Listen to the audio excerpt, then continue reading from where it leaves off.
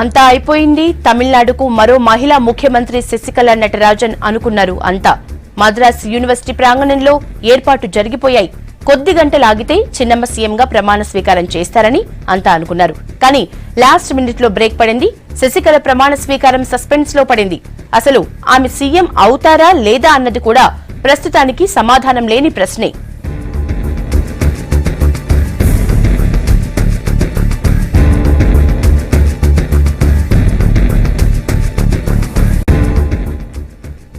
తమిళనాడు దివంగత ముఖ్యమంత్రి జయలలిత సన్నిహితురాలిగా శశికళ అందరికీ పరిచయమే. జయలలిత మరణం తర్వాత శశికళే సీఎం అవుతారని అంతా అనుకున్నారు. కానీ అప్పటికే సీఎంగా పనిచేసిన పన్నీర్ సెల్వంకి ఆ బాధ్యతలు అప్పగించారు. అయినా తెర వెనుక మాత్రం శశికళ ప్రయత్నాలు కొనసాగుతూనే ఉన్నాయి. జనవరి నెలాఖరులోనే సీఎం పీఠం ఎక్కేందుకు శశికళ ప్రయత్నాలు చేశారు అనేది ప్రచారం జరిగింది. జల్లికట్టు నిరసనలతో అది కాస్త కోల్డ్ స్టోరేజ్ లోకి వెళ్లిపోయింది. సరిగ్గా 2 నెలలు పూర్తవగానే మరోసారి తన ప్రణాళిక అమలు చేసింది శశికళ. పార్టీ ఎంపీలు, ఎమ్మెల్యేలు, ఎమ్మెల్సీలను తన గుప్పిట్లోకి తెచ్చుకుని శాసనసభాపక్ష సమావేశం ఏర్పాటు చేసి ఎల్పీ నేతగా ఏకగ్రీవంగా ఎన్నికయ్యారు. సీఎం పన్నీర్ సెల్వం స్వయంగా శశికళ పేరును ప్రతిపాదించడం, అప్పటికప్పుడు రాజీనామా చేయటం ఇందులో ఇంట్రెస్టింగ్ పాయింట్.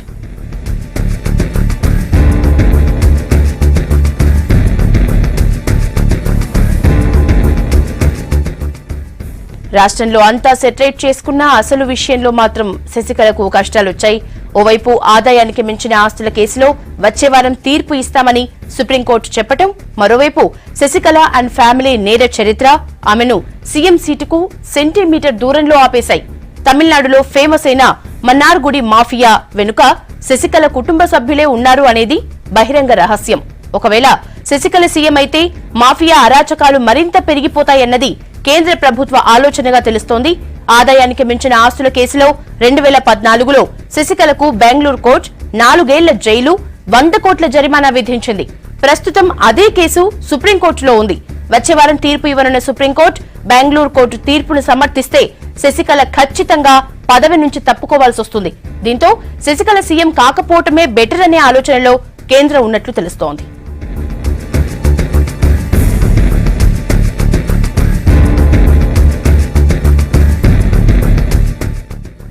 మరోవైపు ఎలాంటి ముందస్తు సమాచారం లేకుండా పన్నీర్ సెల్వం రాజీనామా చేయడంపై గవర్నర్ విద్యాసాగర్ రావు అసంతృప్తితో ఉన్నట్లు తెలుస్తోంది. మరోవైపు శశికళపైన అనేక ఆరోపణలు, కోర్టు కేసులు ఉండటంతో విద్యాసాగర్ రావు ఆలోచనలో పడ్డట్లు తెలుస్తోంది. దీనికోసం న్యాయ నిపుణుల సలహాలు కూడా తీసుకున్నట్టు తెలుస్తోంది. నిన్న ఢిల్లీలో ఉన్న ఆయన అటార్నీ జనరల్ ముకుల్ రోహత్గీతో మాట్లాడినట్లు సమాచారం. నిన్న సాయంత్రమే ఢిల్లీ నుంచి ముంబైకి వచ్చారు విద్యాసాగర్ రావు. ఆయన అక్కడి నుంచి తమిళనాడుకు వస్తారా లేదా, ఒకవేళ వచ్చినా ప్రమాణ స్వీకారానికి టైం ఇస్తారా అనేదే ఇప్పుడు సస్పెన్స్ గా మారింది.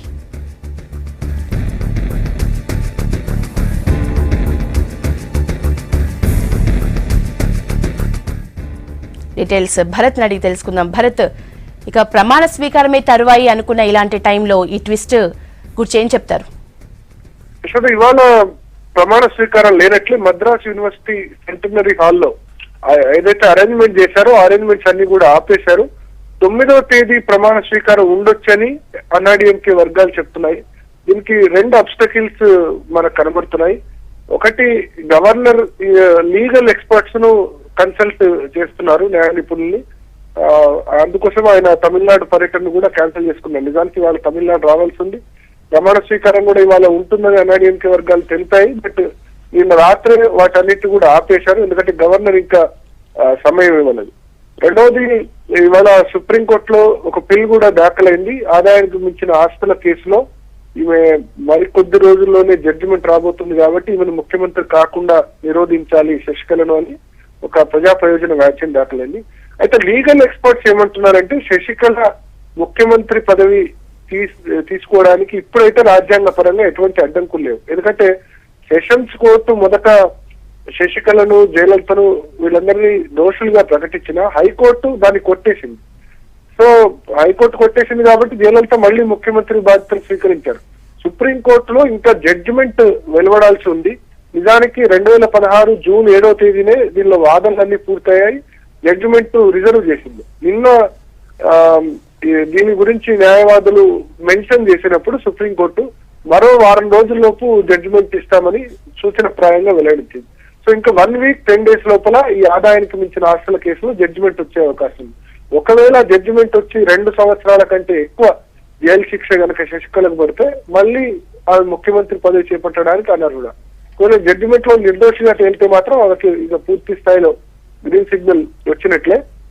అయితే ఇప్పుడు ఎట్ ప్రజెంట్ అయితే ఆమె ఏ కేసులోనూ దోషిగా కాదు, ఎందుకంటే హైకోర్టు ఆమె మీద ఉన్న కేసు కొట్టేసింది.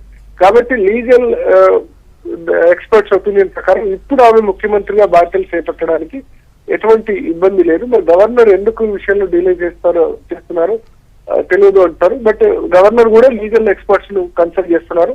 నిన్ననే ఆయన పన్నీర్ సెల్వం రాజీనామాను ఆమోదించారు. అయితే ముందుగా ఇంటిమేట్ తనకు చేయకుండా నేరుగా రాజీనామా లేఖ పంపడంపై గవర్నర్ కొంత అసంతృప్తితో ఉన్నట్లు చెప్తున్నారు. బట్ దీన్ని ఎవరు కూడా కన్ఫర్మ్ చేయలేదు. అటు డిఎంకే కూడా పావులు కడుతోంది. ఎంకే స్టాలిన్ ఇవాళ ఢిల్లీ వచ్చి హోంమంత్రి రాజ్నాథ్ సింగ్ తర్వాత ప్రణబ్ ముఖర్జీ రాష్ట్రపతి వీళ్ళిద్దరిని కలవబోతున్నారని చెప్తున్నారు. శశికళను ముఖ్యమంత్రిగా పదవి బాధ్యతలు చేపట్టకుండా నిరోధించాలని కోరుతూ కలవాలని కూడా చెప్తున్నారు.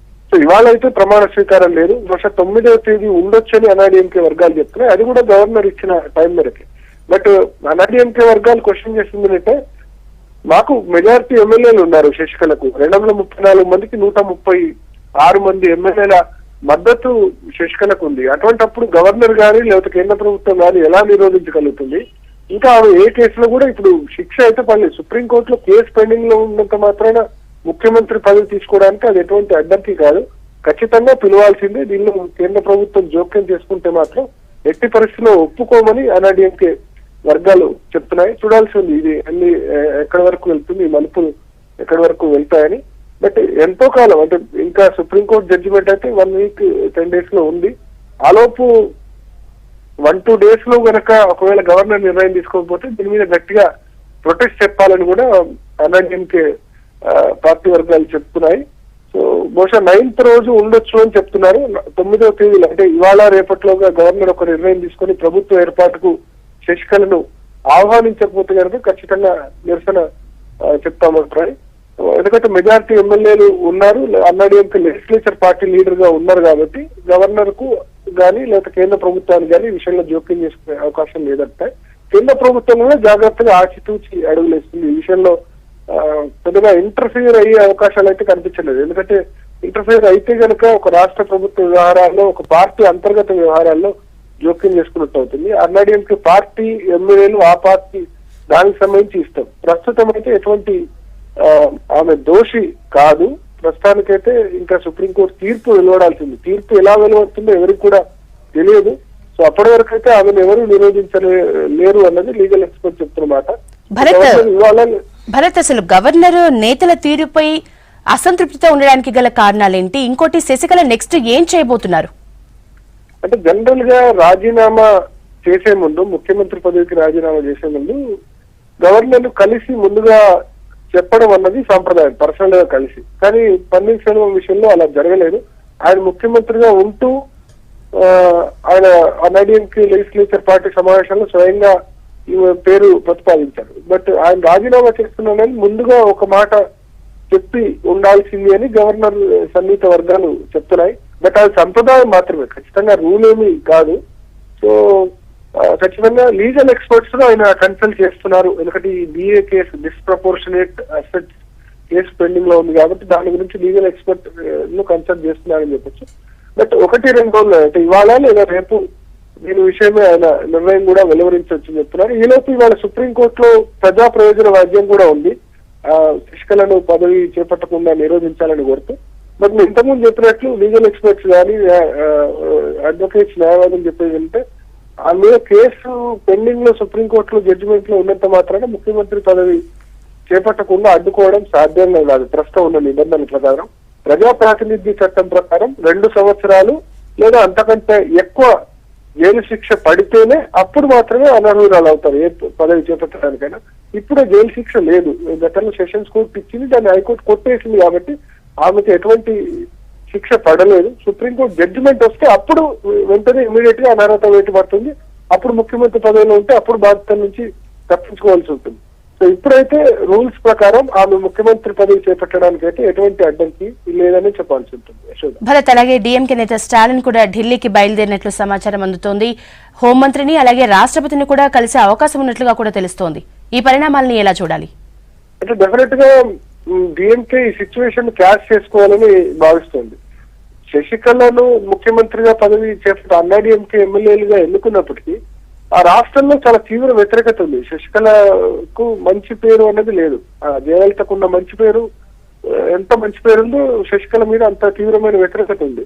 మన్నార్గుడి మాఫియాగా శశికళ ఫ్యామిలీని పిలుస్తూ ఉంటారు. శశికళ నేటివ్ ప్లేస్ మన్నార్గుడి, అందుకని వీళ్ళు మన్నార్గుడి మాఫియాగా వాళ్ళు తమిళనాడు వాసులంతా కూడా పిలుచుకునే పరిస్థితి. సో శశికళ ముఖ్యమంత్రి అయితే ఆమె భర్త తర్వాత బంధువులు వాళ్ళంతా పెత్తనం చెలాయిస్తారు. అసలు జయలలిత అధికారంలో ఉన్నప్పుడు కూడా చాలా సందర్భాల్లో వీళ్ళే పెత్తనం చెలాయించారు అన్నది డెఫినెట్ గా ఉంది. సో దీన్ని క్యాచ్ చేసుకోవాలని డిఎంకే భావిస్తోంది. వీళ్ళిద్దరు కంప్లైంట్ చేసి హోంమంత్రికి రాష్ట్రపతికి కంప్లైంట్ చేసి ఎందుకంటే ప్రజలు యాక్చువల్ గా అప్పుడు అన్నాడీఎంకే పార్టీకి అధికారం కట్టబెట్టారు. ఆ తర్వాత ఇలా వరుసగా ముఖ్యమంత్రులు మాత్రమే ఏంటి, ఒకసారి పన్నీర్ సెల్వం, ఒకసారి జయలలిత బాధ్యతలు చేపట్టారు, ఆ తర్వాత పన్నీర్ సెల్వం, మళ్ళీ శశికళ, ఇలా వరుసగా ముఖ్యమంత్రులు మార్చడం ఏంటి అన్నది ప్రధానంగా కంప్లైంట్ చేయబోతుంది. బట్ దీనికి ఒక లీగల్ బేసిస్ కానీ ఒక రాజ్యాంగపరమైన బేసిస్ కానీ లేదు. ఈ సిచ్యువేషన్ క్యాచ్ చేసుకోవాలని డిఎంకే ప్రయత్నిస్తుంది తప్ప ఆమె ముఖ్యమంత్రి పదవి చేపట్టడానికి ఉన్న టెక్నికల్ గా ఏమైనా అడ్డంకులు ఉన్నాయన్న విషయంలో మాత్రం వాళ్ళలేదు. బట్ దీన్ని పొలిటికల్ గా మాత్రం క్యాచ్ చేసుకోవాలన్న పట్టుదలతో డిఎంకే ఉంది. అందులో భాగంగానే స్టాలిన్ ఢిల్లీ పర్యటనకు వస్తున్నారు Yashoda. Okay, thank you Bharat.